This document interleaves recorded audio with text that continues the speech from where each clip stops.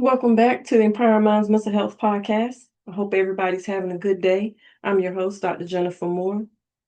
And today I want to talk about something that I think all of us have either experienced ourselves or watched someone we love experience.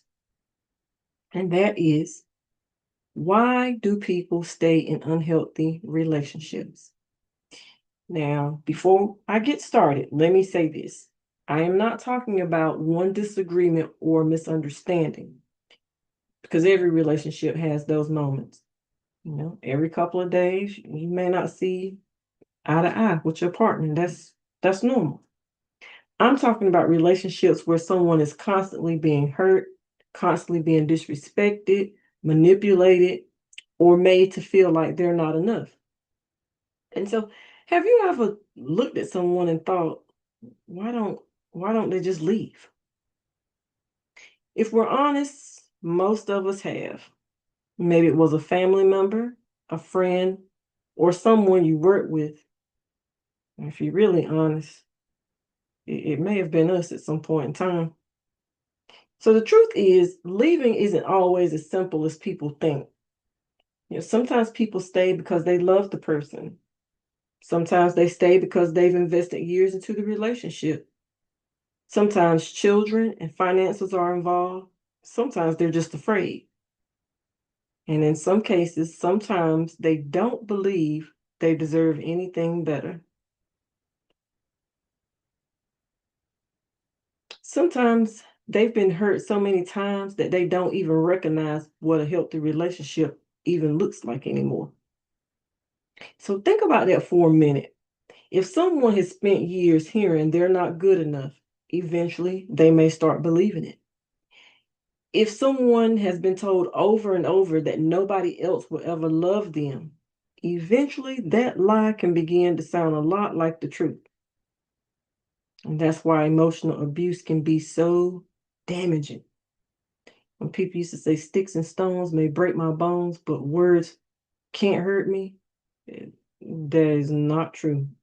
That is very damaging. So you can't always see the bruises, but the emotional wounds can run just as deep. Now, one thing I've learned is that unhealthy relationships don't always start out unhealthy. If they did, most people would probably break up immediately. Many unhealthy relationships begin with excitement, kind words, affection, attention, excuse me, promises, hope.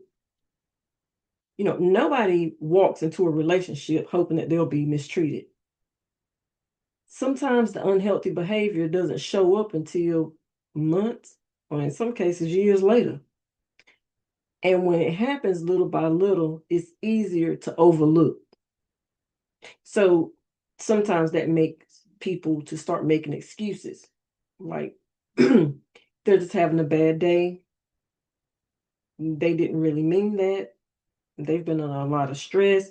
They did say that they're sorry. They promised me it'll never happen again. But let me ask you something. How many times have we ignored what we knew because we wanted to believe what we hoped? Now, that's a hard question. Sometimes we fall in love with the person's potential instead of paying attention to their patterns. Potential is who we hope they'll become. Patterns are who they are showing us who they really are. So there's a difference. Now, I also want to be careful here because not every difficult relationship is an unhealthy relationship. Sometimes healthy people just have unhealthy moments. We all make mistakes. We all have said things we wish we could take back. And we all need forgiveness. The difference is this: in a healthy relationship, both people are willing to take responsibility. Both people are willing to apologize. Both people are willing to grow and listen. In an unhealthy relationship, one person often carries the weight while the other avoids responsibility or accountability. Another reason people stay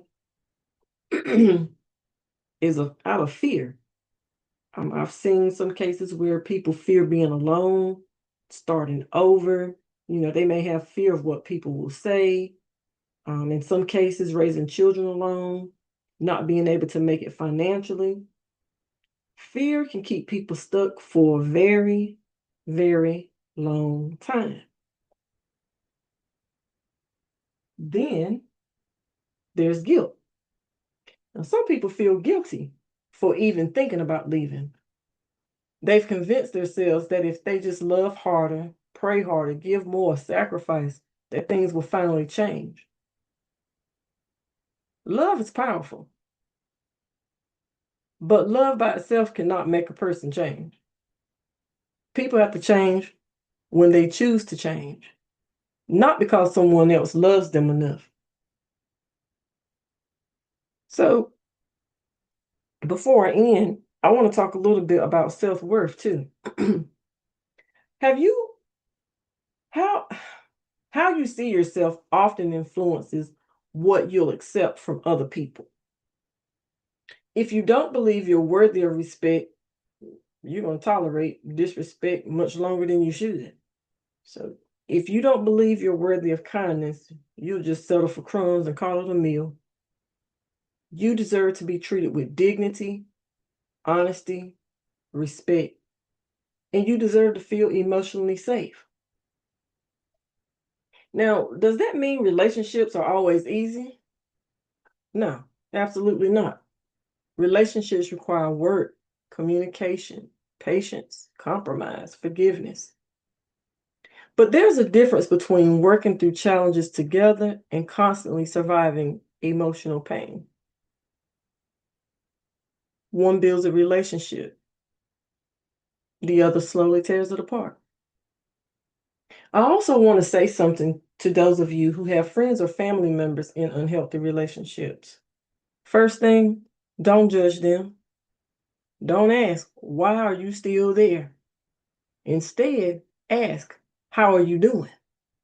See, sometimes people already know that they're in an unhealthy situation. So they don't need your criticism, they need support. They need someone who will listen without making them feel ashamed. They need someone that they can trust when they're ready to make a decision. Now, you might not be able to rescue someone, but you can remind them that they have value. And sometimes hearing that over and over again helps a person find that courage within themselves that they didn't know they had. So if you're listening today and you've been questioning your own relationship, I want to encourage you to be honest with yourself. Ask yourself a few questions. Do I feel respected? Can I express my feelings without fear? Do I feel emotionally safe? Am I constantly walking on eggshells? Am I becoming a better version of myself in this relationship, or am I slowly losing who I am? Those are not easy questions, but they're important ones. And I also want to remind you that seeking help is not a sign of weakness. Rather, if it's you talking to someone in your support system, a trusted friend, a pastor, therapist, peer support specialist, you don't have to figure everything out alone. You can also use like a life coach too. Sometimes another perspective helps us see things that we've become too close to recognize. So before I close, I want to leave you with this thought. Healthy relationships aren't perfect, they're intentional. They make room for mistakes, they make room for growth, they make room for honest conversations, but they should also make room for respect, kindness, trust, and peace. So if you're constantly sacrificing your peace just to keep a relationship together, it's worth asking yourself why.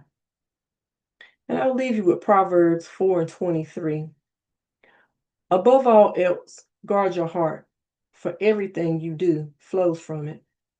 So, guarding your heart doesn't mean shutting people out. It means recognizing your value and refusing to believe you have to accept less than you deserve. So that's it. That's all I have for y'all today. Thank you so much for spending time with me today. If this episode encouraged you, I hope you'll share it with someone who may need to hear it. So until next time, This is Dr. Jen with the Empowering Minds Mental Health Podcast. Take care of yourselves, take care of each other, and remember, a healthy relationship shouldn't require you to lose yourself in order to keep someone. Peace and blessings until next time.